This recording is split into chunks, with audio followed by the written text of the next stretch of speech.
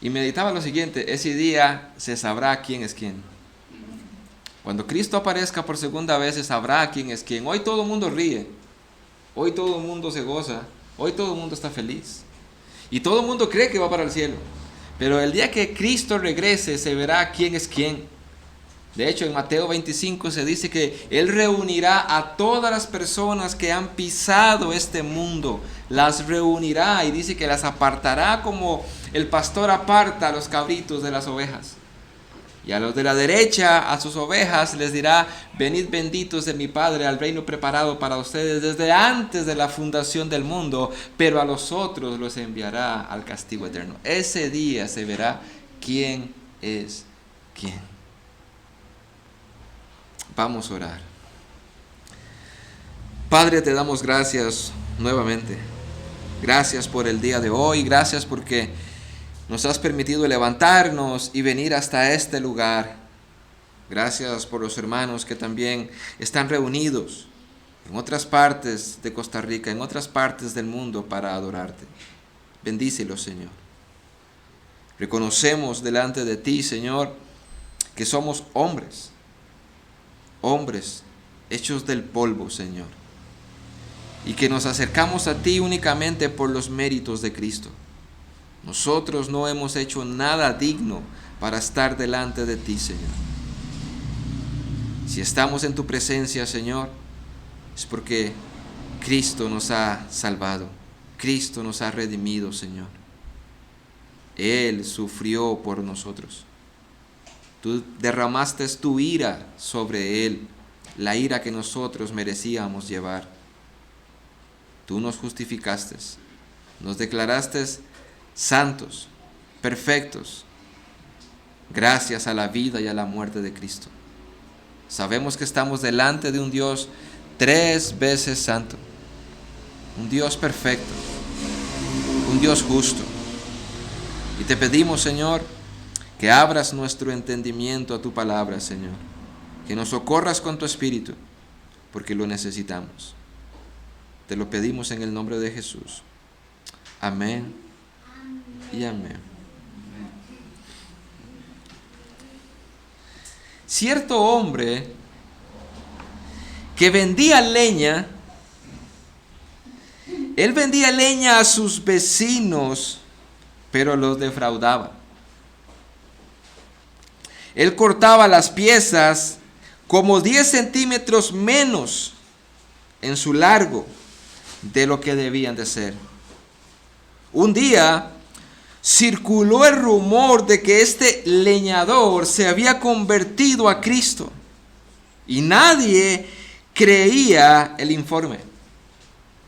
Decían que ese tipo no cambiaría nunca. Sin embargo, un hombre, para satisfacer la curiosidad que él tenía, fue a una tienda donde aquel leñador había entregado un montón de leña. Midió las piezas y descubrió que medían como 10 centímetros más de lo que debían. Luego el hombre volvió al grupo que discutía el asunto y les dijo: es cierto, yo sé que el leñador se convirtió, él es cristiano. Y le preguntaron: ¿cómo lo sabes? Le respondió él: porque acabo de medir la leña que él cortó ayer y todos los palos miden más de 1 metro de largo. En resumidas cuentas, lo que esta historia quiere decir es que el testimonio de este hombre cambió y era su carta de que había nacido de nuevo. Dios le había transformado. Tenía un testimonio que respaldaba aquel comentario de que este hombre había nacido de nuevo.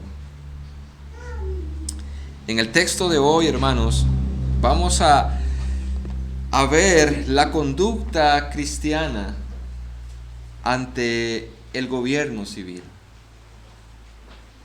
Y si bien es cierto, nosotros sabemos, hermanos, que los gobiernos civiles, los gobiernos que tenemos nosotros, los magistrados, los presidentes, los diputados, muchos o la mayoría de ellos no son temerosos de Dios y las leyes que traen no son piadosas. Sin embargo, la Biblia nos va a mostrar en este pasaje bíblico que nosotros debemos de someternos a este gobierno. pero también veremos hasta qué punto. La conducta cristiana, como aquel leñador que ahora tenía una conducta diferente ante su trabajo y ante lo que él hacía, también la conducta cristiana ante el gobierno civil es importante. Leamos nuestro texto del día de hoy. Primera de Pedro, capítulo 2, versículo 11 al 17. Primera de Pedro, capítulo 2, versículo 11 al 17. Voy a leérselas en la Biblia de las Américas tradicional. Dice: Amados, os ruego como extranjeros y peregrinos que os abstengáis de las pasiones carnales que combaten contra el alma. Mantened o mantengan entre los gentiles una conducta irreprochable, a fin de que en aquello que os calumnian como malhechores, ellos, por razón de vuestras buenas obras, al considerarlas, glorifiquen a Dios en el día de la visitación. Versículo 13. Someteos por causa del Señor a toda institución humana, ya sea al rey como autoridad, o a los gobernadores, como enviados por él para castigo de los malhechores y alabanza de los que hacen el bien. Porque esta es la voluntad de Dios, que haciendo bien hagáis enmudecer la ignorancia de los hombres insensatos. Andad como libres, pero no uséis la libertad como pretexto para la maldad, sino empleadla como siervos de Dios. Honrad a todos, amad a los hermanos, temed a Dios, honrad al Rey. Ese es el texto que vamos a estudiar el día de hoy.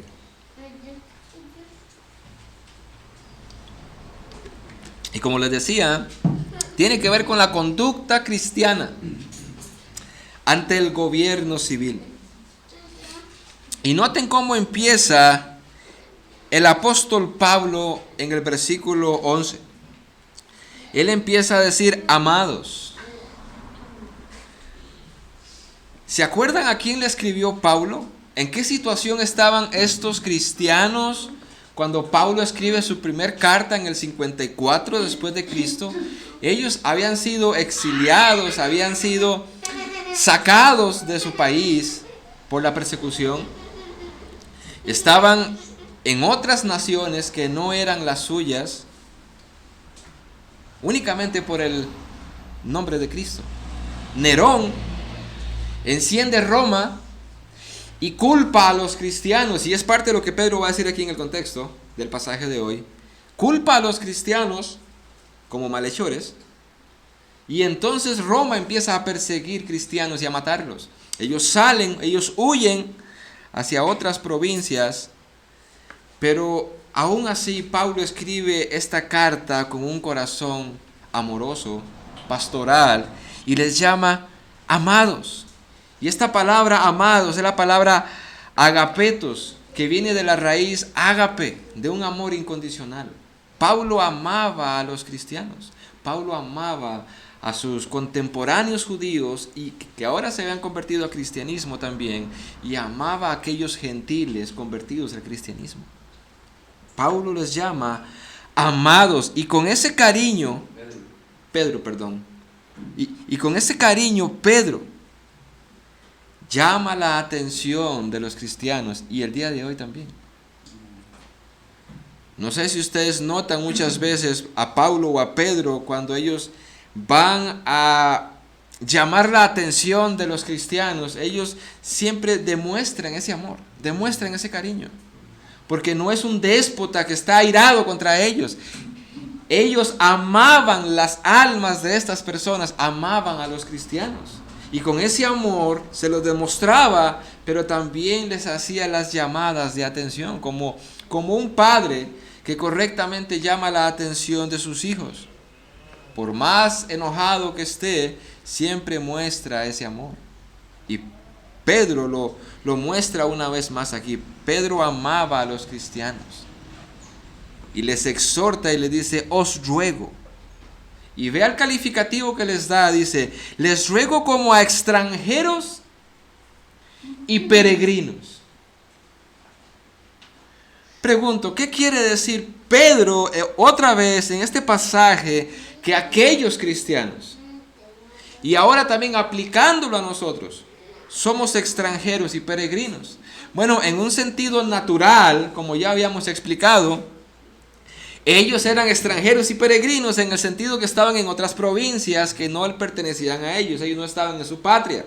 Eran expatriados, extranjeros, peregrinos.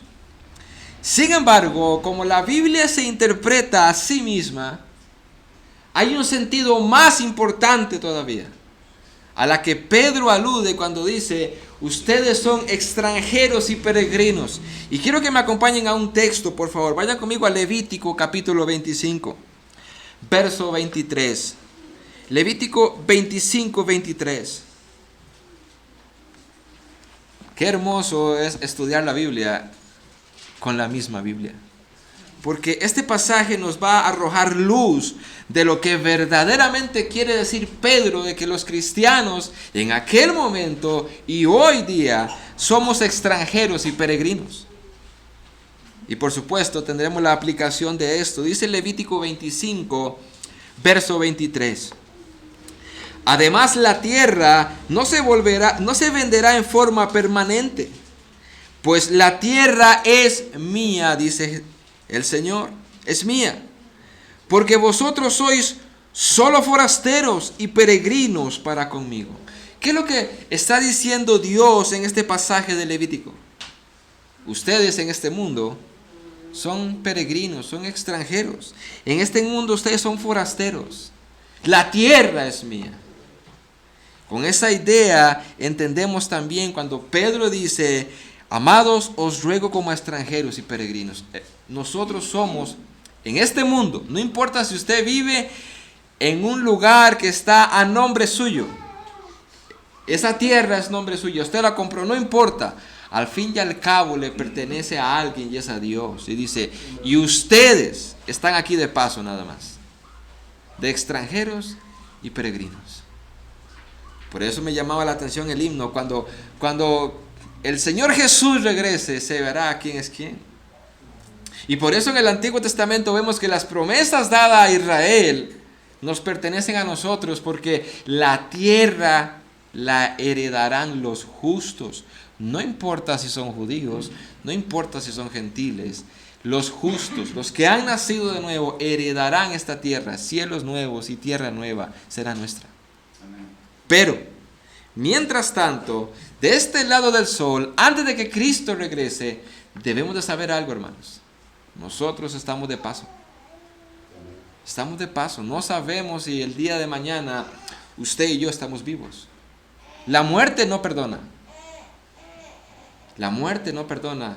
La muerte acaba con las vidas de personas longevas, acaba con la vida de personas jóvenes, adolescentes, niños, recién nacidos, no importa. La muerte no perdona.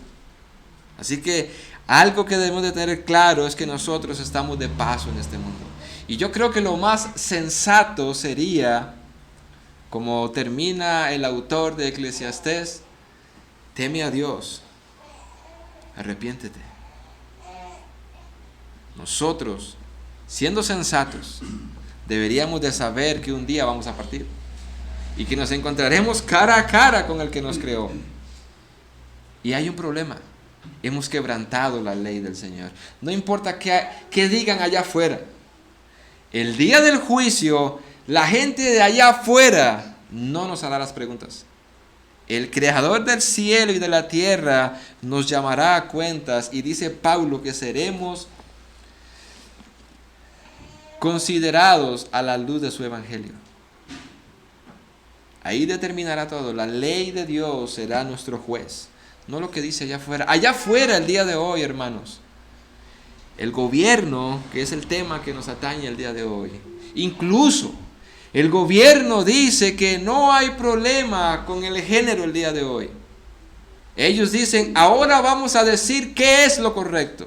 Ahora no importa el género. Si usted es un género femenino porque así está hecha, usted puede ser hombre si quiere.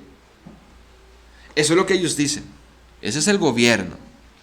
Pero el día que partamos de aquí, porque somos extranjeros en este mundo y peregrinos, simplemente Dios abrirá su palabra y dirá, esto he dicho. Y tú caminabas contrario. Punto. Somos extranjeros. No malgastemos, hermanos, no malgastemos el tiempo. Seamos sabios. Estamos de paso. De hecho, un comentarista dice, Pedro llamó a sus lectores a una vida justa en un mundo hostil. Y esto tiene mucho que ver con el contexto del pasaje, porque los cristianos estaban siendo perseguidos. Y para ellos era una gran bendición y noticia decir, estamos de paso. En ese sentido, eso era una buena noticia para ellos. Nosotros aquí en Costa Rica, sentaditos, bañaditos, espero, contentos, comidos, sabemos que después de aquí posiblemente nos vamos para nuestra casa, tenemos nuestro de almuerzo, etcétera. Pues que nos digan de que nos vamos a ir pronto, depende, muchas veces no estamos como muy contentos con esa idea, porque queremos vivir aquí mucho tiempo más. Pero en el contexto que a ellos les tocó vivir, de persecución, de sufrimiento, lo mejor que podían escuchar es, te vas pronto, estás de paso. Era lo mejor. No sé cuántos de ustedes han podido conversar con personas que están en depresión, que tienen problemas difíciles, que están sufriendo. Y esas personas muchas veces dicen, yo deseo morirme, porque lo que quiere es dejar de estar en este mundo y dejar de sufrir. Bueno, no era muy diferente la situación de ellos. Estando perseguidos, posiblemente muchos habían perdido seres queridos. Y la noticia de, estás de paso nada más, era una gran noticia. Estamos de paso, como extranjeros. Los cristianos son extranjeros en una sociedad secular, porque la ciudadanía está en los cielos, como dijo Pedro en su contexto. Nuestra ciudadanía está en los cielos. De hecho, más atrás Pedro ha dicho que nuestra herencia está en los cielos, incontaminada, inmarcesible. Nadie la va a poder quitar. Ahí está nuestra herencia, nos espera una herencia. Pero aquí, en este mundo, vamos a tener que sufrir.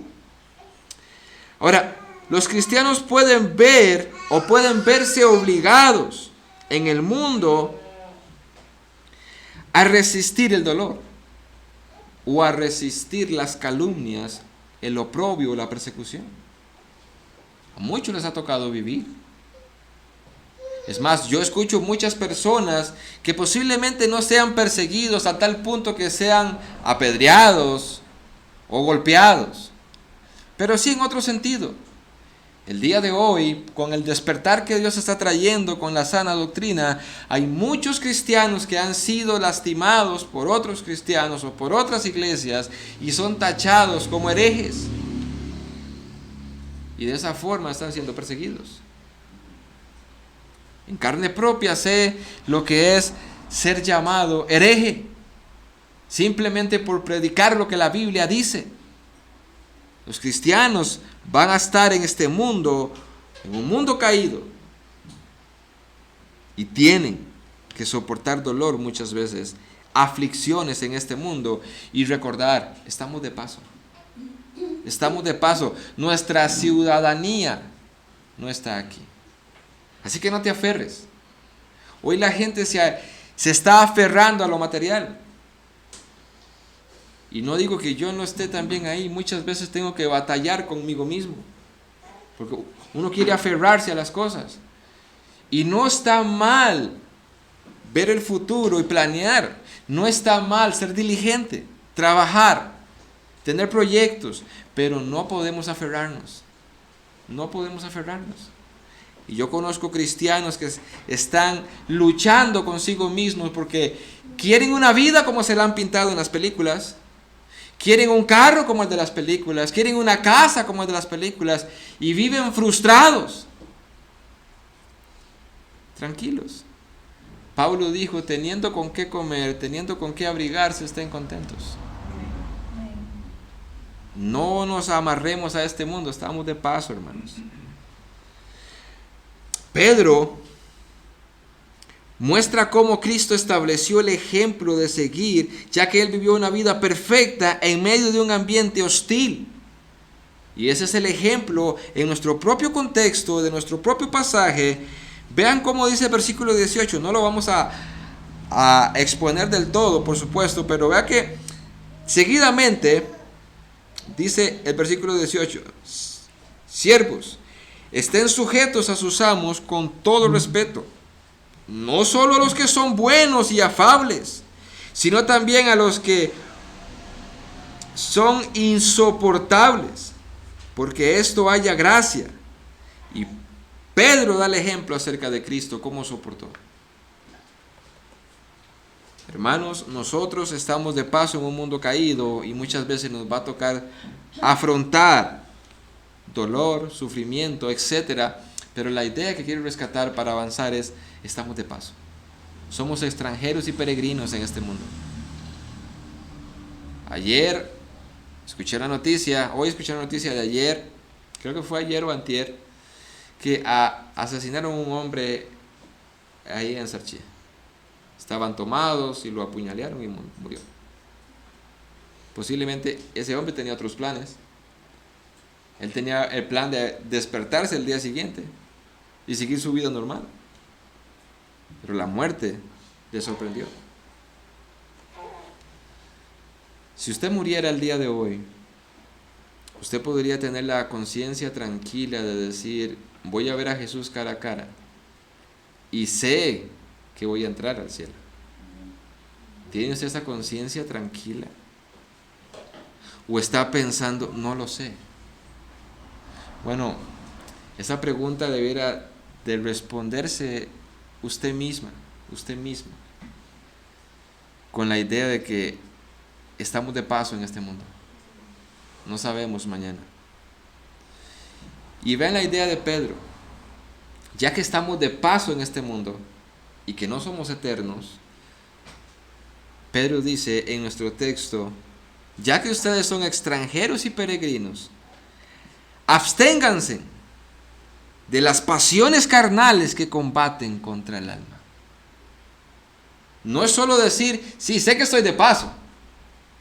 Mientras estoy aquí y sé que estoy de paso en este mundo, hay algo que Dios quiere que nosotros hagamos. Debemos de abstenernos. ¿De qué cosa? Dice el pasaje que debemos de abstenernos de las pasiones carnales que combaten contra el alma. No es nada más decir estoy de paso. No es nada más ir a la iglesia. Es abstenerse de los deseos carnales. Y la idea de abstenerse aquí es hacer fuerza en contra. La idea es restringirse a uno mismo. Como si yo quisiera hacer algo, pero yo mismo me detengo. ¿Cuántos de los que están aquí han sentido ese anhelo de hacer algo que sabe que es malo, pero usted lo desea hacer, pero también se detiene usted a sí mismo? ¿Cuántos han experimentado esa lucha? Yo no sé si yo soy muy malo, pero yo sí. Yo sí he sentido en mi humanidad hacer cosas que sé que son pecaminosas, sea acciones, sean palabras, no sé. Pero al mismo tiempo me detengo a mí mismo. No. Y muchas veces no me detengo, me tiro de cabeza. Así somos los seres humanos, así son los cristianos. Tanto así que el apóstol Pablo va a decir en Romanos capítulo 7, miserable de mí.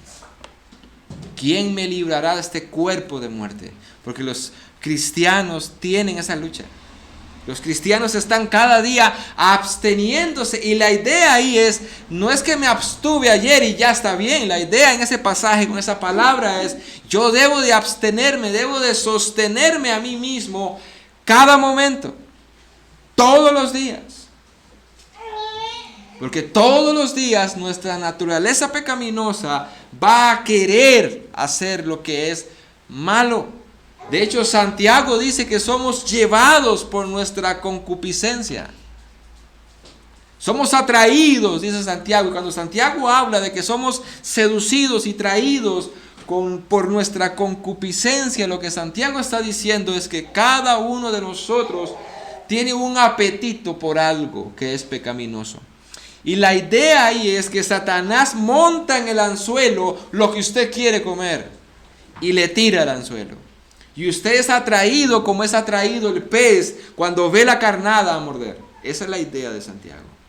Y en esa lucha, cada vez que Satanás tira ese anzuelo que sabe que usted desea, dice Pedro ahora, usted debe de abstenerse, luchar contra usted mismo con fuerza para no morder ese anzuelo. Esa es la idea. No es que ayer lo hice, no es que hace años lo hice, es que hoy tengo que hacerlo. Ahí está. Y esa carnada que le montan a usted no es la carnada que me montan a mí. Y la carnada que me montan a mí no se la montan a usted. Porque cada quien tiene apetitos diferentes. ¿Cuántos han ido a pescar algún día? Yo no soy muy pescador, pero de vez en cuando he ido. Y muchas veces íbamos al mar y yo con lombriz, yo quería sacar un pargo así. Y no lo iba a sacar nunca. El pargo no es muy dado a comer lombriz de mar. Pero cuando montábamos los camarones y tirábamos, esa carnada sí le gustaba al pargo. Sucede lo mismo. Satanás sabe qué es lo que te gusta. Y no te va a tirar una lombriz si lo que sabes que te gusta es el camarón. Y usted muy bien lo sabe, yo también lo sé. Y la idea aquí es, estamos de paso. Estamos de paso y nos vamos a encontrar cara a cara con el juez. Mientras tanto, absténganse de las pasiones carnales que combaten contra el alma. Oiga la idea aquí, que combaten contra el alma. Es una lucha. Dice un comentarista, hablando acerca de que nos abstengamos de los deseos carnales, dice, una traducción más literal sería mantenerse alejados de los deseos carnales. Alejados. Entre más largo, mejor. El problema es que los deseos carnales no está fuera de mí, está en mí. Es una lucha conmigo mismo. Y sigue diciendo él, para poder ejercer una influencia piadosa en el mundo para la gloria de Dios. Y quiero que noten algo en nuestro texto. Pedro primero habla y se enfoca de una forma personal. Ustedes tienen que trabajar en ustedes, dentro de ustedes, en sus deseos carnales. Trabajen ahí. Y luego lo enfoca hacia afuera. Primero hacia adentro. Yo debo trabajar conmigo mismo adentro, con mis deseos pecaminosos. Y luego entonces hacia afuera. Dice el texto que estos deseos combaten, batallan contra el alma. Y esto alude a una campaña militar. Es la idea, es la frase que se usa en el griego. Es una campaña militar que se libra en medio de una guerra espiritual. Los deseos carnales son personificados como un ejército rebelde o de guerrilleros que buscan destruir a todos por medio del gozo. Por medio del gozo. ¿O me va a decir que no es bonito pecar? En el viejo hombre es bonito. Y cuando usted peca, usted se siente bien. No por mucho, pero se siente bien.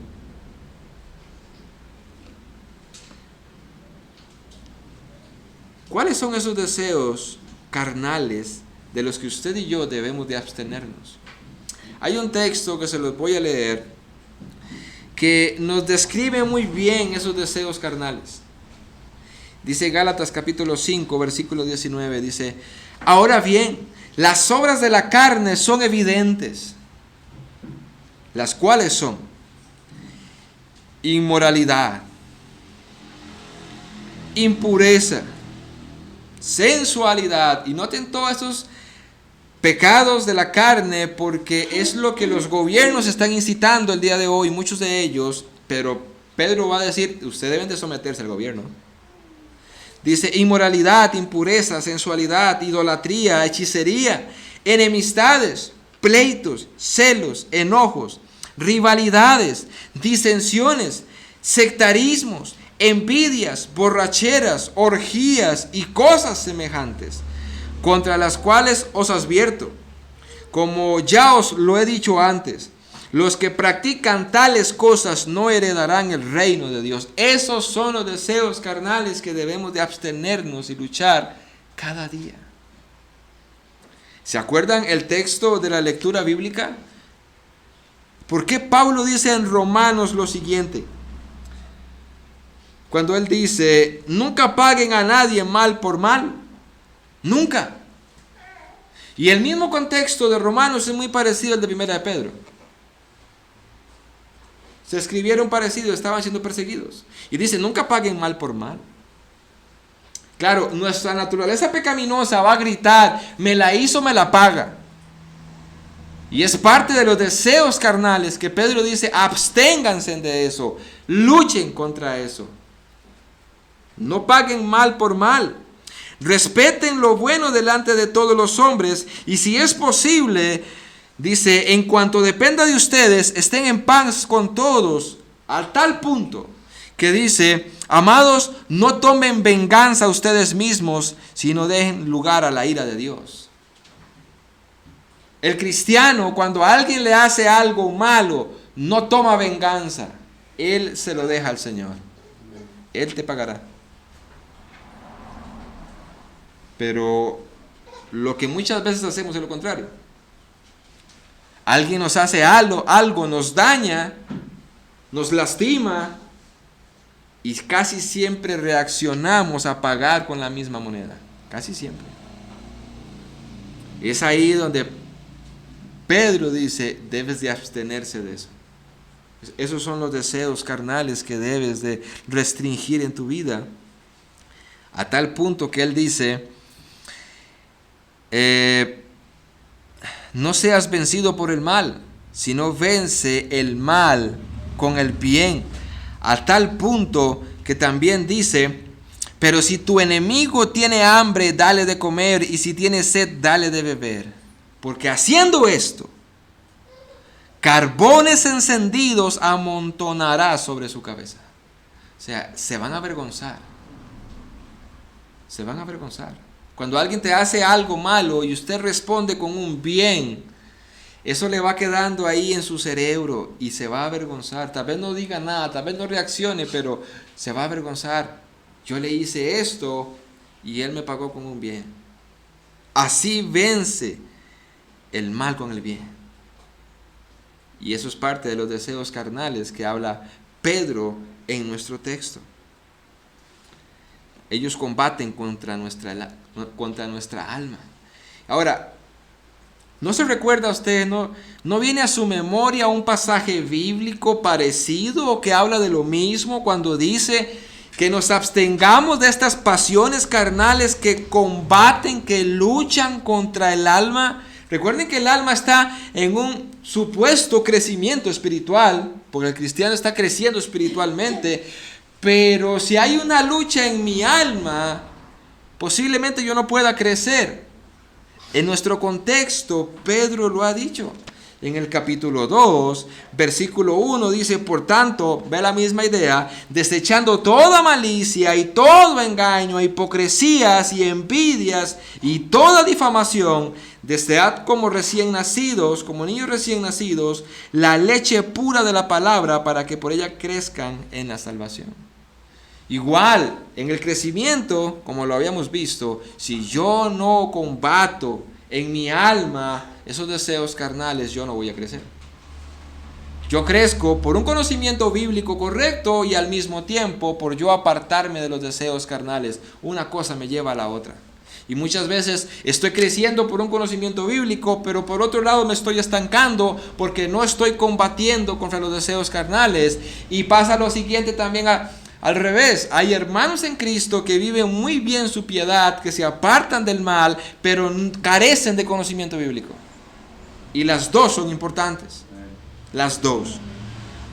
Por eso tenemos de un lado personas piadosas, pero sin un conocimiento bíblico y con muchas malas doctrinas. Y por otro lado tenemos también hermanos con muy buena doctrina, con muy buena teología, pero con una muy mala piedad. Las dos son importantes. Pero vea lo que sigue diciendo nuestro texto. Versículo 12.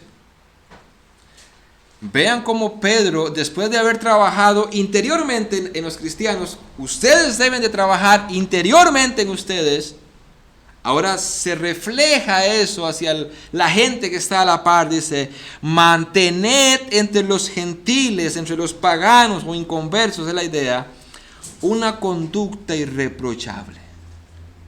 ¿Ven cómo Pedro no habla de usar una máscara? Primero dice, ustedes trabajen con ustedes en lo secreto, trabajen con ustedes mismos y luego entonces afuera. Muchas veces nosotros trabajamos en el versículo 12. Tenemos una apariencia o una forma de vivir con las personas afuera, pero no trabajamos con nosotros. Y eso es incorrecto. Yo trabajo conmigo mismo primero, someto mi vida a Cristo, me abstengo, vivo en santidad y luego entonces eso te va a reflejar de una forma natural con las personas que me rodean. Mantened entre los gentiles una conducta irreprochable. Ahora, la palabra griega que se traduce como buena, como la Reina Valera dice también, ¿verdad? Se refiere a una conducta honorable e implica la bondad más pura. Una bondad pura, excelente y atrayente. Y dice MacArthur en su comentario, después de haber disciplinado su vida interior y privada, el cristiano debe vivir afuera entre los que no son cristianos, de tal modo que refleje esa disciplina interior. De esa manera, con una conducta irreprochable. Ahora, otra vez, recuerden el contexto. Ellos están siendo perseguidos, están siendo golpeados. Y ante eso deben de mantener una conducta coherente con lo que son. Ahora sí yo entiendo por qué dice que estos deseos y pasiones carnales combaten contra el alma. ¿Qué pensaría usted? ¿Qué sentiría? ¿Qué le pasaría? Si a usted le corre sangre por las venas, ¿qué sentiría usted si usted ve a alguien golpeando a un hermano de sangre, a su padre, a su madre o a su hijo? ¿Qué sentiría usted? ¿No sentiría usted ganas de agarrar una espada en aquel momento, un cuchillo y tirársele encima? ¿O no? ¿O no le pasa sangre a usted por las venas? A mí sí. Y no sé si yo seré muy malo, pero a mí sí. Y Pablo dice, esos deseos carnales debes de combatirlos. Y cuando vean que están haciendo injusticias contigo, o injusticias con las personas que están a tu lado y que tú amas, debes de mantenerte firme y traer una conducta correcta ante la gente que te está viendo. Yo lo he pensado, yo no sé si a usted le pasa por la mente, yo sí lo he pensado. Y mi esposa lo sabe, y muchos amigos míos lo saben. Con esto de que quieren hacer obligatorio la vacuna para los niños, y yo como padre no estoy de acuerdo, yo lo he pensado. El día que lo obliguen y que esté en mi casa, una de dos, o me matan o los mato, porque a mí me pasa sangre por las venas.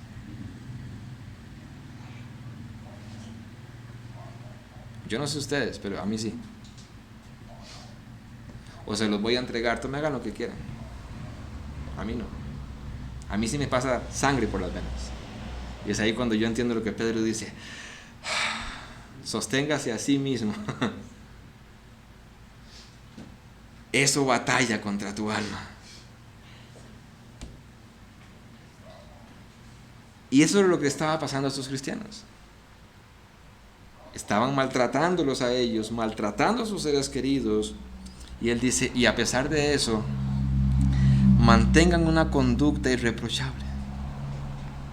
Irreprochable. Qué difícil, ¿verdad? La vida cristiana, en ese sentido, no es jugando. Dios tiene un estándar muy elevado. Muy, muy elevado. Ahora, yo soy sincero y no les voy a ser hipócritas. Si sucediera eso, yo estoy seguro que yo peco. Yo peco. Después pido perdón, pero protejo a mi hijo. Protejo a mi hijo y a mi esposa. Dijo Paul Washer: muchas veces he ido en el autobús, y yo sé que muchos de ustedes tienen en muy alta estima a Paul Washer y yo también. Y para mí es uno de los hombres más piadosos que he podido ver.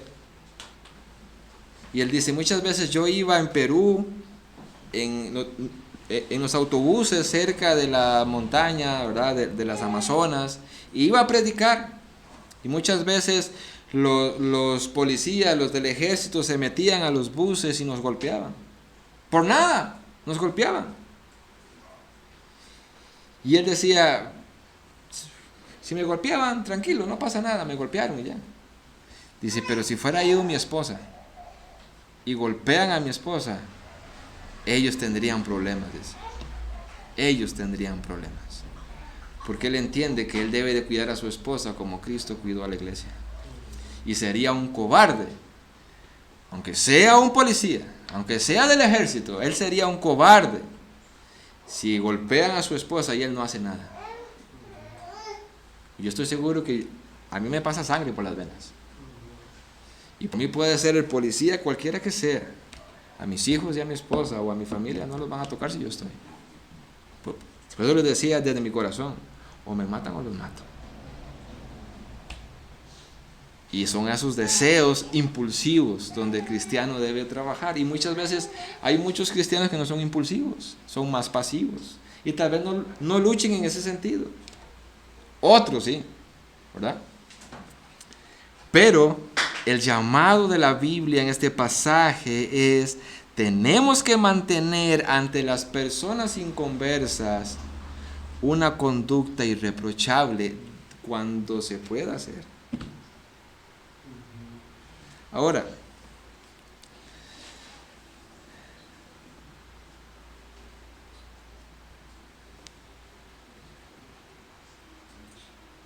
alguien dijo, los inconversos no leen la Biblia. Y yo estoy de acuerdo, los inconversos no leen la Biblia. Los inconversos nos ven a nosotros. Pablo dijo que éramos cartas abiertas, cartas leídas. Las personas que no conocen a Cristo, ellos no saben qué dice Dios, de qué es bueno ni qué es malo, pero ellos sí nos ven a nosotros. Ellos sí nos ven actuar. Ellos sí nos ven hablar.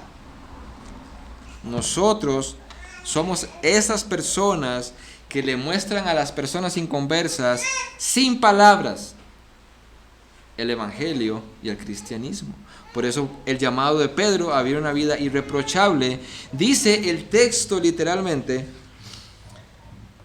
a fin de que en aquello que os calumnian como malhechores, o sea, ellos, las personas inconversas de este texto, son las personas inconversas que posiblemente los estaban persiguiendo y que los estaban maltratando. Dice que a pesar de que las personas están acusándolos a ellos en aquel momento como malhechores, ellos deben de tener una conducta irreprochable ante ellos. Y alguien dice, ¿a qué se refiere con que ellos los consideraban a ellos o los calumniaban como malhechores? Y un comentarista da muy al punto cuando dice, los primeros cristianos fueron acusados, fueron blasfemados, los acusaron falsamente, los calumniaron, dice, de rebelión contra el gobierno. De rebelión contra el gobierno. ¿En qué sentido? Porque ellos ya no obedecían al César ciegamente. Y como no lo hacían, los calumniaban diciendo, los cristianos son rebeldes al gobierno. Quieren hacer una revuelta. Y los acusaban de esa forma. Y los acusaron de esa forma. Por cargos falsos y descabellados, como terrorismo. De hecho, en el contexto histórico, fueron acusados de terrorismo. Ellos fueron acusados de haber quemado Roma, cuando en realidad fue Nerón. Ahí Nerón vino a ser más o menos como un presidente que conozco. Él fue el que le trajo el propio mal a su propio pueblo. Nerón encendió Roma y le echó culpa a los cristianos y fueron acusados de terrorismo y fueron perseguidos. Fueron acusados de ateísmo. Fueron acusados de ateísmo por su aversión a los ídolos y al culto al emperador. Ya los cristianos decían, ya no vamos a tener ídolos, ya no vamos a adorar imágenes, ni al César tampoco. Entonces los acusaron de ser ateos. Ustedes no creen en nada, no tienen ley sobre ustedes, quieren vivir a lo que ustedes quieran, y fueron acusados injustamente sobre eso también. Fueron acusados de canibalismo, ¿sabían? Estos cristianos del primer siglo fueron acusados de canibalismo, porque habían rumores creados alrededor de la cena del Señor. Porque Jesús dijo, el que coma mi carne y beba mi sangre, tendrá parte conmigo. Y malinterpretaron eso para decir que ellos practicaban el canibalismo. Imagínense todas las cosas horribles en contra de ellos, siendo inocentes y perseguidos por eso. Pero no se queda ahí. Fueron acusados de inmoralidad por el amor evidente entre los hermanos. Fueron acusados de inmoralidad. O sea, nosotros podríamos acusar, la gente acusaría falsamente a Ricardo porque anda abrazando a todo el mundo. Bueno, en ese sentido los acusaron a ellos de inmoralidad. Ellos son inmorales porque se ve ese amor que se tienen. Incluso Pablo les dice, y desen un beso santo, ¿verdad? Un beso de amor. Y fueron acusados falsamente de inmoralidad. También ellos fueron acusados, así como de perjudicar el comercio y el progreso de la sociedad. Por eso es que cuando Pedro dice, ellos los calumnian a ustedes como malhechores, está todo esto detrás de cámaras que muchas veces no conocemos. También fueron acusados en aquel momento de perjudicar el comercio y el progreso de la sociedad y de movilizar, dice, a los esclavos en una insurrección masiva. Vayan conmigo a un pasaje, por favor, Hechos 16, 18. Hechos 16, 18. En esta historia del libro de los Hechos, vemos cómo fueron acusados los cristianos, en este caso Pablo, de entonces interrumpir el comercio y el progreso de la sociedad.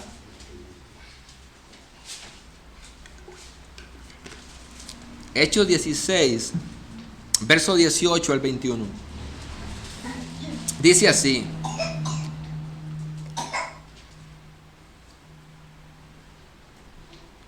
Vamos a leerlo desde el 16. Dice, y sucedió que mientras íbamos al lugar de oración, nos salió al encuentro una muchacha esclava que tenía espíritu de adivinación. Esto, hermanos, parece de película. Pero déjeme decirle que en las iglesias cristianas evangélicas, en el día de hoy, y ayer escuchamos un testimonio, en el día de hoy, dentro de las iglesias cristianas evangélicas, dentro del ámbito de las esposas de los pastores, y los mismos pastores, hay hechicería y espíritu de adivinación. Aunque no lo crean. Llegan y le preguntan a fulana, tengo un problema, yo sé cuál es el problema que usted tiene este problema, a usted le sucedió esto. Adivinación, brujería en las iglesias cristianas evangélicas, y lo peor, dentro de el gobierno o de los líderes de la iglesia. Y aquí vemos un ejemplo de que esta muchacha era una esclava que tenía un espíritu de adivinación, la cual daba grandes ganancias a sus amos adivinando. Esta, siguiendo a Pablo, dice verso 17, y a nosotros, gritaba diciendo: estos hombres son siervos del Dios Altísimo, quienes os proclaman el camino de salvación. Alguien dijo: ¿y por qué, si esta mujer decía lo correcto, por qué Pablo no estaba contento? Y un comentarista dice: porque Dios no necesita que el diablo lo anuncie, ¿verdad? Verso 18. Y esto lo hacía por muchos días, mas desagradando esto a Pablo, se volvió y dijo al espíritu: te ordeno en el nombre de Jesucristo que salgas de ella. Y salió en aquel mismo momento. Pero cuando sus amos vieron que se les había ido la esperanza de su ganancia, prendieron a Pablo y a Silas y los arrastraron hasta la plaza ante las autoridades. Y después de haberlos presentado a los magistrados superiores, dijeron, y aquí donde los blasfemaron: estos hombres, siendo judíos, alborotan nuestra ciudad y proclaman costumbres, que no nos es lícito aceptar ni obedecer, puesto que somos romanos. Y ahí sigue la historia, lo que hicieron con ellos. Estos cristianos del primer siglo fueron acusados de esto, hermanos. Y dice en el capítulo 19, verso 19 también de los Hechos: y muchos de los que practicaban la magia, juntando sus libros, los quemaban a la vista de todos. Calcularon el precio y hallaron que se llegaban a 50,000 piezas de plata. Ellos estaban trastornando el mundo con el evangelio, y de esa manera se les iban los intereses a muchas personas y los calumniaban entonces de que estaban siendo estorbo para el progreso de la ciudad, cuando en realidad no era así. Dice, leo para ustedes Hechos 19, 24 al 27. Porque cierto platero que se llamaba Demetrio, que labraba templecillos de la diosa de plata de Diana, del templo de Diana, y producía no pocas ganancias a los artífices, reunió a estos junto con los obreros de oficios semejantes y dijo: compañeros, sabéis que nuestra prosperidad depende de este comercio, y veis y oís que no solo en Éfeso, sino también en casi toda Asia, este Pablo ha persuadido a una gran cantidad de gente y la ha apartado, diciendo que los dioses hechos con las manos no son dioses verdaderos. Y no solo corremos el peligro de que nuestro oficio caiga en descrédito, sino que también que el templo de la gran diosa Diana se considere sin valor, y que aquella a quienes adora toda Asia y el mundo entero sea despojada de su grandeza. Y otra vez otra persecución, acusado falsamente. En ese sentido, mis hermanos, es cuando el versículo 12 dice: bueno, cuando los gentiles los calumnien como de malhechores, a todo eso se refiere. Y ante esa situación dice: ustedes deben de mantener una conducta irreprochable ante ellos, no pagando mal por mal, no devolviendo mal por mal, irreprochable. ¿En qué sentido o para qué? Vea lo que sigue diciendo el pasaje en el verso 12 de nuestro texto. Cuando dice: mantened entre los gentiles una conducta irreprochable, a fin de que en aquello que os calumnian como malhechores, ellos, por razón de vuestras buenas obras, y la idea es por su forma correcta de vivir ante lo que ellos hacen mal, incluso contra ustedes, al considerarlas, glorifiquen a Dios en el día de la visitación. Pastor, ¿y qué quiere decir la idea del día de la visitación? Porque el pasaje dice que el día de la visitación ellos van a glorificar a Dios debido a que estos cristianos se comportaron rectamente a pesar de todo lo que les estaban haciendo mal a ellos. ¿Cuál es el día de la visitación? ¿A qué se refiere? Bien dice un comentarista que es una frase muy común en el Antiguo Testamento. Por ejemplo, en Isaías 10:3 se dice: ¿y qué haréis en el día del castigo? En la devastación que vendrá de lejos. ¿A quién huiréis por auxilio? ¿Y dónde dejaréis vuestra riqueza? Esta frase, el día de la visitación, es muy común en el Antiguo Testamento para referirse al día del juicio. En Jeremías 27:22 dice: a Babilonia serán llevados y allí quedarán hasta el día en que yo los visite. Declara el Señor: entonces los traeré y los reuniré a este lugar. En el Antiguo Testamento se usaba la idea con visitación a castigo, pero también a liberación. Y Pedro enseña aquí que cuando la gracia de Dios visita el corazón de un incrédulo, él mismo responde con fe salvadora y glorifica a Dios porque recuerda el testimonio de aquellos creyentes que él había observado. A eso se refiere. Cuando esas personas inconversas les llegue el día, si Dios así lo quiere, y sean nacidos de nuevo, ellos van a glorificar porque se van a acordar: con razón fulano y fulana vivía de esa manera, con razón él hablaba así, él se comportaba, y va a dar gloria a Dios por eso, porque se recuerda de aquella persona cómo vivía. Por otro lado, aquellos que no crean, que no se arrepientan, experimentarán la visitación de la ira de Dios en el juicio final. ¿Cuál visitación quiere experimentar usted? ¿La visitación acerca de Dios trayendo salvación a su vida o la visitación de un juicio de Dios? Independientemente, el cristiano debe de vivir de tal manera que a pesar de que lo calumnian, hablen mal de él, lo golpeen, lo maltraten, etc., el cristiano debe vivir de tal manera y responder ante esa situación de tal manera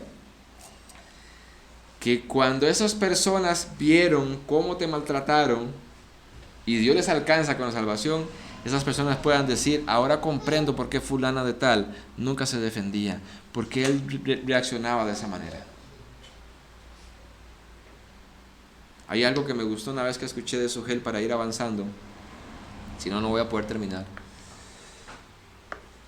Ellos tienen ciertos códigos como pastores y dentro de ellos han llegado a la certeza de que si alguien los calumnia por internet, por Facebook o por donde sea, ellos no se van a defender.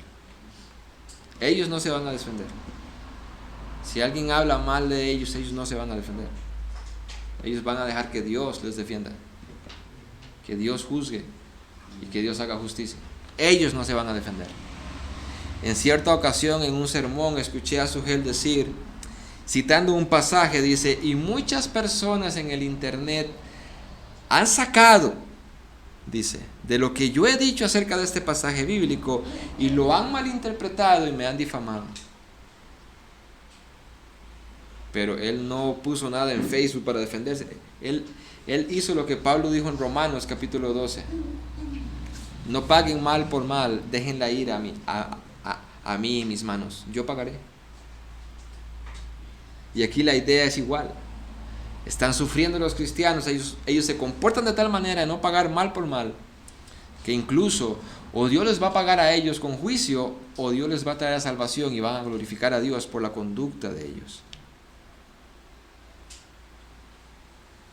En esa situación, Pablo dice entonces en un imperativo en el versículo 13, someteos por causa del Señor a toda institución humana, ya sea al rey como autoridad. ¿Y cómo es que yo tengo que comportarme entonces de tal manera? ¿Cómo es que yo tengo que comportarme y tener una conducta irreprochable? Versículo 13, sometiéndose al gobierno. Sometiéndote al gobierno. Debes de someterte al gobierno. Nosotros debemos de someternos al gobierno. Eso es lo que dice el versículo 13. Someteos por causa del Señor a toda institución humana, ya sea al rey como en autoridad. Pregunto, ¿quién era el rey en ese momento? El rey era Nerón.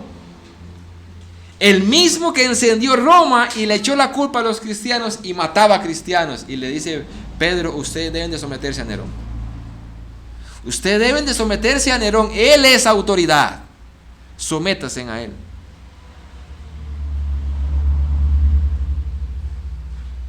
Ahora, el pasaje empieza por causa del Señor.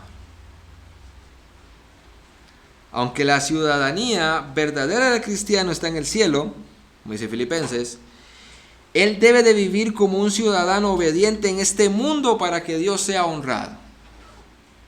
Por causa del Señor. Y la misma idea es cuando se le dice a la esposa, sométate a tu esposo en el Señor. Es por causa del Señor, es por la obediencia al Señor. Por obediencia a Cristo nosotros nos sometemos al gobierno. Nosotros no vamos a tener una rebeldía en contra del gobierno, como acusaban a los cristianos en el primer siglo. Debemos de someternos a las instituciones humanas.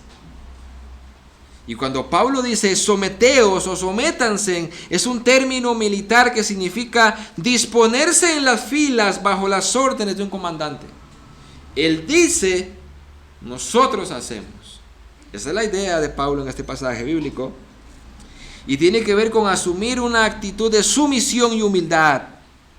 Y dice un comentarista, el pueblo de Dios debe de vivir de forma humilde y sumisa en medio de cualquier sociedad impía, hostil o calumniadora.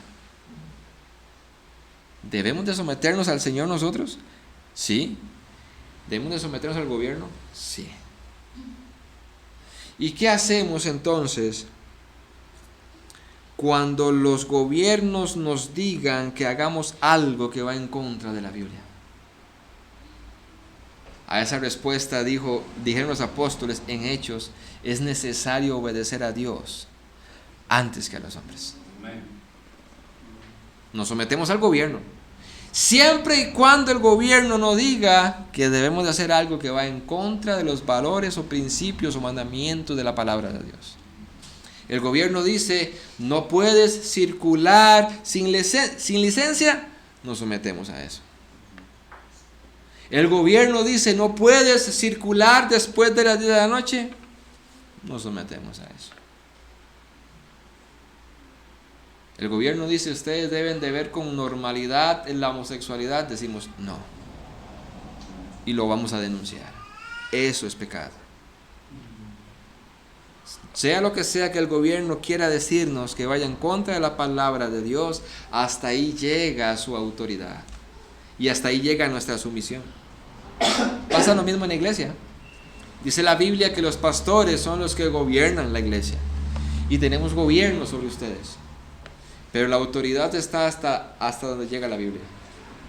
Cuando yo me salgo de ahí y quiero que ustedes hagan algo que no está en la Biblia o que va en contra de la Biblia, yo no tengo autoridad. Y ustedes no tienen por qué obedecerme. Sucede lo mismo allá afuera. El problema es que los cristianos el día de hoy muchas veces temen más al César que a Cristo. Y hay iglesias donde ya el César es el Señor de la iglesia. Porque ahora hay iglesias homosexuales. Ahora hay iglesias homosexuales. Hay pastores homosexuales.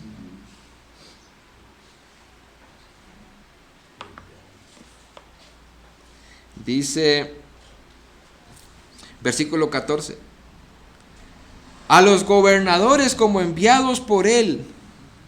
¿Quién envía a los gobernadores? Dios los envía. ¿Quién envió a Carlos Alvarado a Costa Rica? Dios. Pastor, ¿cómo usted dice eso? Sí. Eso dice la Biblia. Eso dice ese pasaje. Y eso dice Daniel capítulo 2. Daniel capítulo 2 dice, Dios es el que muda los tiempos, el que cambia los tiempos. Él pone reyes y quita reyes. Y se lo hizo ver a Nabucodonosor en el capítulo 4. Cuando le dijo, tú tienes lo que tienes y tú eres rey porque yo lo quise. Porque fue mi decisión. Y te voy a demostrar que soy yo.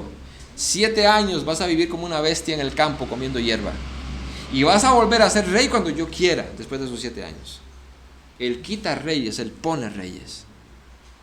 De hecho, ese es el argumento de Pablo también en Romanos capítulo 9, cuando dice que Él tendrá misericordia del que quiera tener misericordia. Dice, y para eso mismo levanté a Faraón nada más. Para mostrar en Faraón mi poder. ¿Quién levantó a Faraón, a ese Faraón malvado que estaba sometiendo y subyugando al pueblo de Israel 40 años? 400 años. ¿Verdad?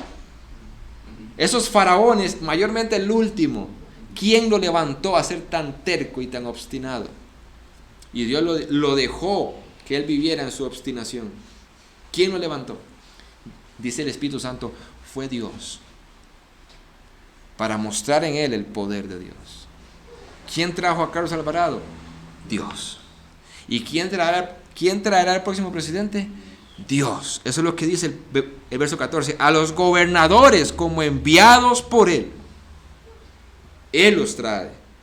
De hecho, Juan Calvino, citando a Daniel capítulo 2, cuando dice Él pone reyes y quita reyes, Él dijo, Dios le da el presidente que se merece cada nación.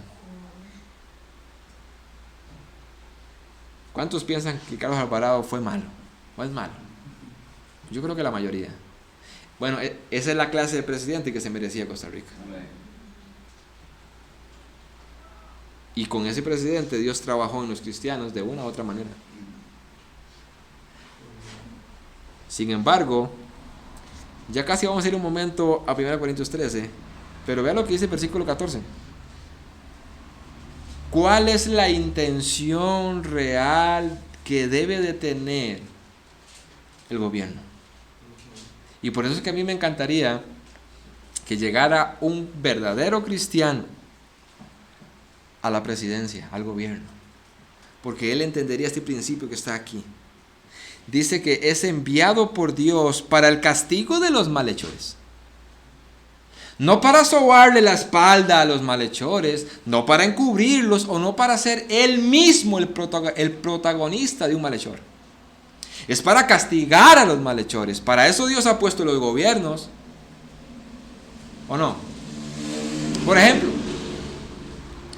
alguien se mete a su casa y destroza su casa, roba y hace algún daño. El gobierno está para castigar a ese que hizo eso malo, ¿cierto? Ese es el trabajo del gobierno. Castigar a los malhechores y alabanza a los que hacen el bien. El problema es que los gobiernos, por ser seres humanos y la mayoría de ellos inconversos, lo hacen al revés. Ellos entonces aprueban a los malhechores, ellos entonces dan alabanza a los que hacen el mal y oprimen al bueno. No hacen justicia. Pero esa es la idea de un gobierno, castigar al malo. Y si el gobierno hiciera eso, es cuando Pedro dice en el contexto, sométase al gobierno. El gobierno está castigando el mal, esté con el gobierno. El gobierno está dando alabanza al que hace el bien, sométete al gobierno. Pero hermanos, el día de hoy en Costa Rica, ¿qué es lo que vemos? ¿Cuántas personas han lucrado, han robado en Costa Rica? ¿Y qué les han hecho? Los presidentes han robado. Han hecho como un chanchurro, ¿verdad? ¿Y qué hace el gobierno por ellos? Nada, porque son sus amigos, porque hay plata por debajo. Por ejemplo, Carlos Alvarado fue acusado varias veces. Entre ellas, no recuerdo cómo se llama esto, pero él se metió a traer información personal con una organización de cada costarricense. Y lo acusaron por eso. ¿Qué le hicieron? Nada. Lo de la trocha, ¿cuántos se robaron? ¿Qué le hicieron? Nada. ¿Nos podemos someter a un gobierno así? Tenemos que denunciar el gobierno está pecando. Vamos a decir, según la Biblia, el gobierno es el malhechor, cuando deberían de ser ellos los que están entonces castigando a los malhechores. Vayan conmigo un momento a Romanos 13. El capítulo 13, versículo 1 dice: sométase toda persona a las autoridades que gobiernan, porque no hay autoridad sino de Dios. Si alguien está en autoridad, Dios lo ha puesto ahí, y las que existen por Dios son constituidas. Por tanto, el que resiste a la autoridad, a lo ordenado por Dios, se ha opuesto. Y los que se han opuesto reciben condenación sobre sí mismos. Porque los gobernantes no son motivos de temor para los que hacen buena conducta, sino para los que hacen el mal. Ya quisiéramos un gobierno así, ¿verdad? Sino para los que hacen el mal. Deseas pues no temer a la autoridad, haz lo bueno y tendrás elogios de ella, pues es para ti un ministro de Dios para el bien. Se supone que el gobierno de Costa Rica debería de ser un ministro de Dios, un servidor de Dios para el bien. Estar diciendo lo que es malo, condenando a los malos y salvando y librando a los que son buenos y los que están siendo afectados. A ese gobierno es lo que la Biblia dice, ustedes deben de someterse. Pero si el gobierno es un déspota y un malhechor, la iglesia debe entonces de decir, eso es pecado, eso es incorrecto y no nos vamos a someter. El problema es que la gente agarra ese pasaje bíblico y lo abraza sin entender lo que quiere decir. No importa lo que diga el gobierno, lo tenemos que hacer. Y estamos hablando de cristianos.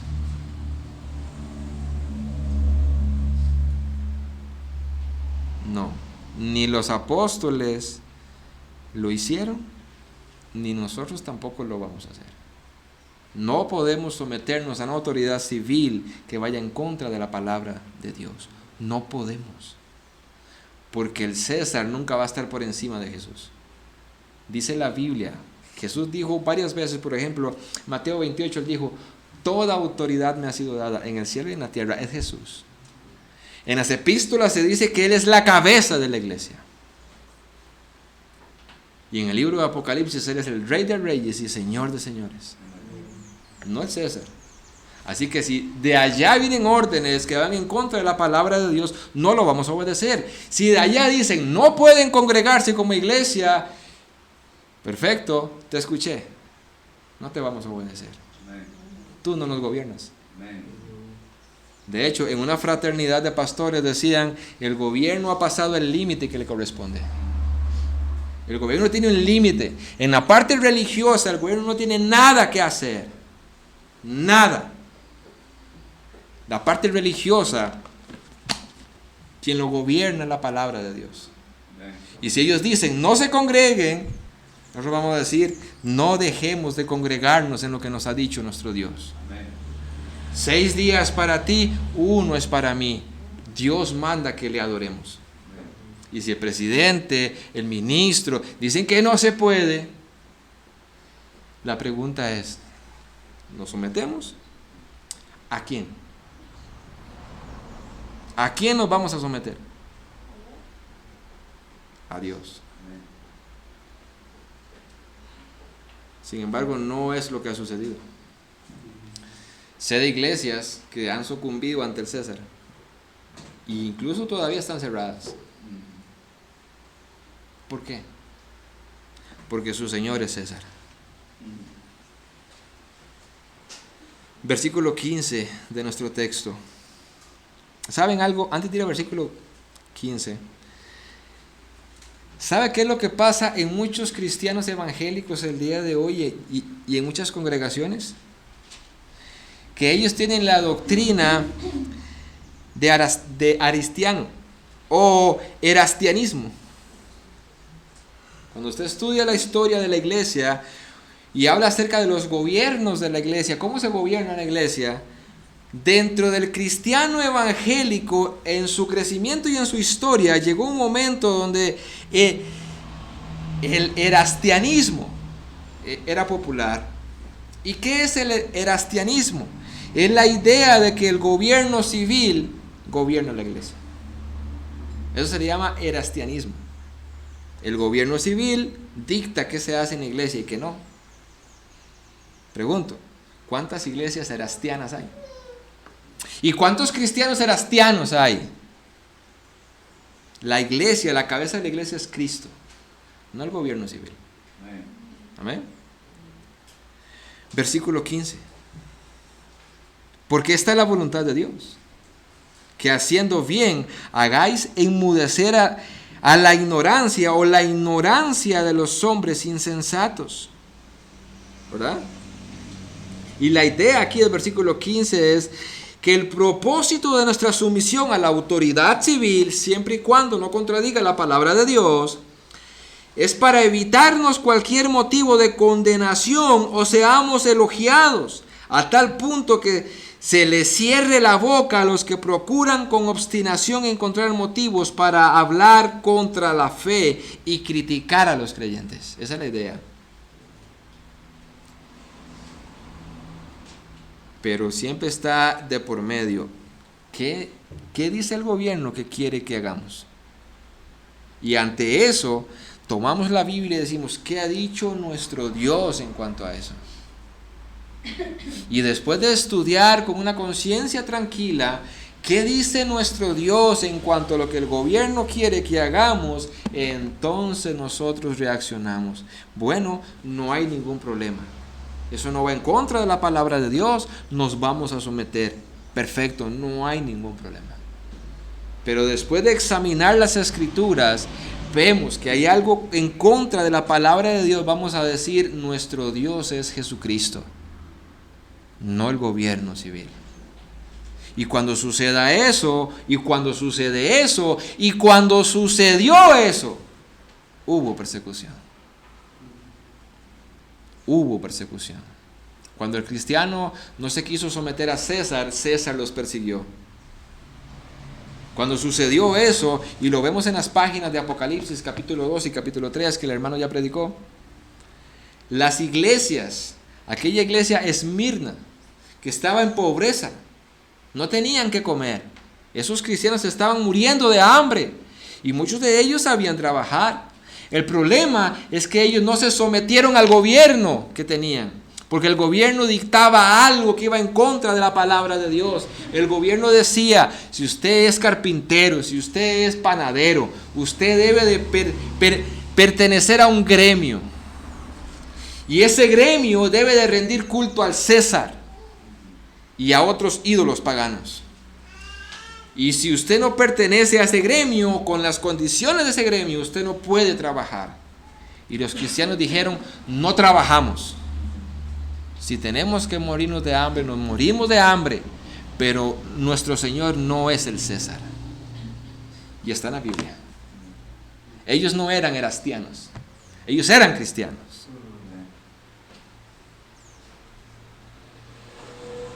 Versículo 16. Andad como libres, pero no uséis la libertad como pretexto para la maldad, sino emplearla como siervos de Dios. Hermanos, nosotros somos siervos de Dios, pero tenemos libertad. Pero no podemos usar esa libertad como pretexto, en todo sentido. Los creyentes deberían disfrutar de su libertad en Cristo, pero no deberían de ponerse en velo o una máscara de libertad para encubrir lo que en realidad es pecaminosidad. No, hacemos lo que Dios dice, usando nuestra libertad.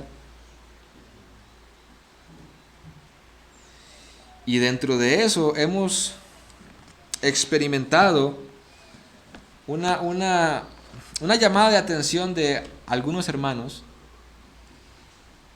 de que en cierto momento nosotros hicimos uso de nuestra libertad como cristianos en algún aspecto y estábamos en toda nuestra libertad porque no es pecado lo que estábamos haciendo, pero no tomamos en cuenta otra parte de el amor al hermano y los hermanos nos hicieron ver eso. Dijimos, bueno, tienen razón, no podemos usar nuestra libertad como cristianos si vamos a dañar a un hermano. Como Pablo dice, comer carne no es pecado, es carne. Y aunque haya sido sacrificada a los ídolos en un culto pagano, es carne. Y el que creó esa vaca fue Dios. Y un cristiano maduro va a decir, yo no tengo ningún problema con comer ese bistec, pero Pablo dice, por amor a los demás no lo hagan públicamente si va a ser de tropezadero para sus hermanos. Entonces esa libertad no se puede usar abiertamente como una licencia para pecar o para hacer pecar a alguien, mucho menos a una persona inconversa, que es la idea del texto. Yo tengo una libertad, pero si un no cristiano me está viendo, yo debo de mantener una conducta irreprochable, aun cuando lo que yo vaya a hacer no sea pecado, pero tal vez para él lo va a ver mal. Y entonces yo uso esa libertad restringida por amor incluso al impío, ¿verdad? Y termina diciendo Pedro, honrad a todos, amad a los hermanos, temed a Dios, honrad al rey. Vea la diferencia cuando dice en el versículo 17, temed a Dios, honrad al rey. Al que se teme es a Dios y se honra al rey. Nosotros tememos a Dios y honramos el Estado civil, honramos el gobierno civil. Pero tememos a Dios. Cuando el Estado civil se meta en contra de Dios, honramos a Dios. Tememos a Dios. Mientras no lo haga, lo respetamos y lo honramos. Tememos a Dios. Hermanos, la Biblia nos enseña que la conducta cristiana es importante. Y en este tema, en cómo responder ante el gobierno civil es importante. Y estamos en este proceso de elegir presidente y de que hay un presidente malo, muy malo, pésimo que tuvimos y que viene otro y no sabemos cómo va a ser. Bueno, ante todo eso debemos tener claridad. Nuestra primera prioridad, lo más importante, honrar y temer a Dios. Temer a Dios. Yo espero que todos ustedes no hayan votado por cierta persona que ahora está disputando por quién queda de presidente, con sus formas de pensar y sus ideologías y sus libertades, etc. Yo espero que ustedes hayan pesado a la luz de la Biblia todo lo que ellos proponían, porque ellos nos van a gobernar. Y cuando venga este gobierno que no sabemos cómo va a ser, una de dos: o vamos a poder vivir un poco con más libertad, con más tranquilidad el cristianismo, o nos vamos a lamentar más. Por eso Pablo aconseja a Timoteo y a la iglesia en Éfeso por medio de Timoteo: oren por los que están en eminencia, oren por los gobernadores, para que puedan vivir quieta y reposadamente. Estemos orando por esta persona que va a ser nuestro presidente, y que Dios le use para el bienestar de su iglesia y de su reino. Y termino con esto. Yo le decía a una persona que me decía que había un candidato que era muy inteligente en cuanto a lo económico, o sea, que tenía muy buenos proyectos, era muy capaz, era muy sabio en cuanto a lo económico para poder sacar de donde está metida Costa Rica ahí. Pero en sus otros postulados de temas era pecaminoso. Y yo le decía a él: yo prefiero una Costa Rica pobre, pero que no peque contra Dios. Yo prefiero una Costa Rica pobre, Si me pusieran a escoger, ¿qué prefieres? Una Costa Rica próspera, pero que sus leyes vayan en contra de la palabra de Dios y usted verse en problemas como cristiano y como iglesia, o una Costa Rica pobre, pero sin restricciones y sin problemas en cuanto a la palabra de Dios. Si fuera ese, yo prefiero una Costa Rica pobre y con valores cristianos. Si se pudiera tener una Costa Rica económicamente ahora sí libre y con valores cristianos, sería un éxito. Pero si esa era la posición que me ponían delante de mis ojos, prefiero una Costa Rica pobre, pero con valores cristianos. Vamos a orar. Padre, te damos gracias por tu palabra. Tú sabes, Señor, que no hemos ni siquiera podido examinar a gusto tu palabra, Señor, porque es un mar. Hay tanto que decir y extraer de estos pasajes bíblicos, Señor. Pero te pido que lo que ha sido expuesto a la luz de tu palabra sirva para atar nuestras conciencias, para atar nuestras vidas a la obediencia de tu palabra, Señor. Perdónanos si en algún momento hemos actuado o pensado diferente a lo que el pasaje de hoy ha dicho.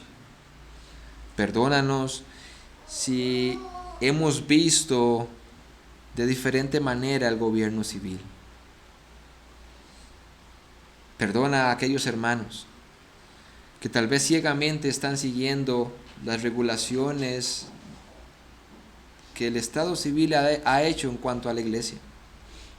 Perdónalos y tráelos a la luz. Danos fuerzas, danos ánimo, Señor, valentía, para seguir caminando hacia adelante. No importa si es aún en contra del mismo gobierno. Danos valentía. Tu palabra dice en Apocalipsis que los cobardes no heredarán el reino de los cielos. Danos valentía, Señor, que sintamos que nos pasa sangre por las venas para decir: mi Rey es Jesús, mi Señor es Jesús. Y no importa el gobierno que sea, no importa las amenazas que quieran tener, seguiremos obedeciendo a Jesús. Nuestra cabeza es Cristo. Y si tenemos que tomar nuestra cruz y padecer por Cristo, danos valor y gozo en medio de ello, Señor.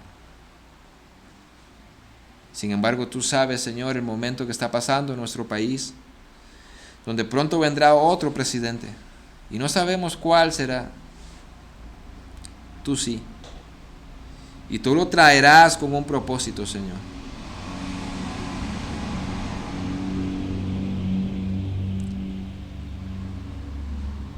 Sé que la iglesia ha estado muy cómoda por muchos años. Y tal vez con todo esto tú hayas estado despertando a los cristianos. Ayúdanos a comprender, Señor, lo que tú haces y vas a hacer. A saber que todo lo que suceda va a ser para nuestro bien. Sin embargo, como seres humanos, abrimos nuestro corazón, Señor, para decirte: nos gustaría tener un gobierno tranquilo, piadoso, con valores cristianos. Dentro de lo posible, que no se metan con lo que tenga que ver con la iglesia, con el culto, con nuestra fe, ni con nuestra familia. Que no pasen por encima a las instituciones civiles, que no pasen por encima a las instituciones de la familia. Ayúdanos, Señor, porque nosotros entendemos a la luz de tu palabra que los hijos los crían, los educan los padres, sus valores. Las decisiones de los hijos pequeños las toman los padres, no el gobierno. Ayúdanos a vivir de esa manera, Señor, y tráenos un presidente que nos permita hacerlo así, para vivir quieta y reposadamente, Señor. Estamos en tus manos. Estamos en tus manos, Señor. Oramos en el nombre de Cristo. Amén y amén. Hermanos, 15 minutos y venimos al receso, a la escuela dominical.